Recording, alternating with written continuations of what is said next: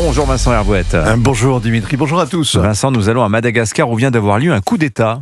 Oui, l'ange est déchu, c'est le surnom du président malgache, Andry Rajoelina. Ange a été chassé du paradis, il a fui sur la pointe des pieds, il craignait d'être assassiné. La France lui a envoyé en douce un avion pour l'amener à La Réunion, d'où il est aussitôt reparti à tire-d'aile pour aller se cacher. On ne sait pas trop d'où parle l'ange, mais plus personne ne l'écoute.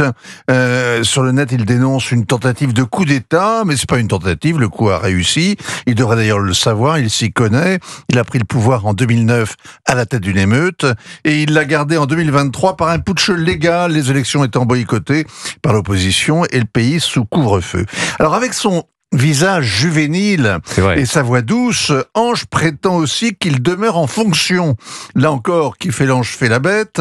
La Haute Cour constitutionnelle a déclaré la vacance du pouvoir et elle a invité le chef des militaires rebelles à l'exercer. C'est sa dernière décision d'ailleurs, puisque le colonel Mikael Randrianirina a suspendu la Constitution, mettant illico les juges au chômage technique.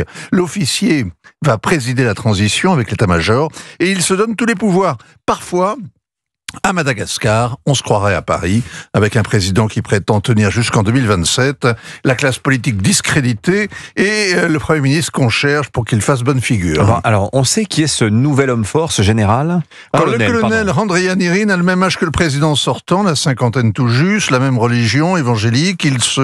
Il ne connaît de la guerre que les embuscades de bureau. C'est un de ces officiers qui pense avoir un Marocain de ministre dans son pactage. Il avait aidé Andry Rajoelina à prendre le pouvoir en 2009. Il a gouverné une région. Ensuite, il s'est mis à critiquer avec virulence le président à tel point qu'il a été arrêté, jugé, incarcéré le même jour pour incitation à la mutinerie. Après quelques mois de prison, il a retrouvé son commandement. Ça encore, c'est absolument sans précédent. Son heure a sonné quand la génération Z, les moins de 30 ans, s'est mise à manifester pacifiquement pour dénoncer les coupures d'eau et de courant. Les syndicats, les enseignants, les fonctionnaires ont embrayé. Les gendarmes ont fini par tirer dans le tas, faisant plus de 20 morts. Le colonel et ses hommes ont alors rallié le mouvement et Ange Rajoelina s'est enfui. Alors, il y a là un véritable tour de passe-passe parce que la génération Z a lancé la contestation, mais ce sont les militaires qui récupèrent le pouvoir, décidés à l'exercer seuls après avoir dissous l'Assemblée et le Sénat. Et c'est pas un jeune homme, d'ailleurs, le colonel qui est aux affaires désormais. Le monde alentour dénonce, mais alors du bout des lèvres. Mais ça ne rimerait pas grand-chose de sanctionner un pays parmi les plus pauvres au monde.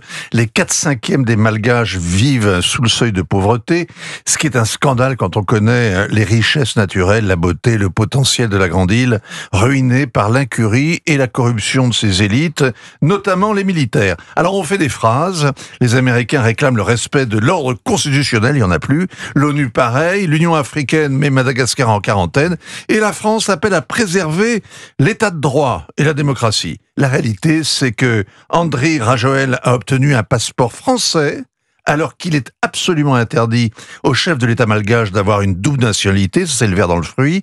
Et puis Paris a aussi organisé dimanche son exfiltration, ce qui lui a interdit de faire la leçon au nouveau régime. Au moins peut-on se féliciter d'une chose, que pour une fois, la France se préoccupe de l'un de ses éminents ressortissants en péril à l'étranger.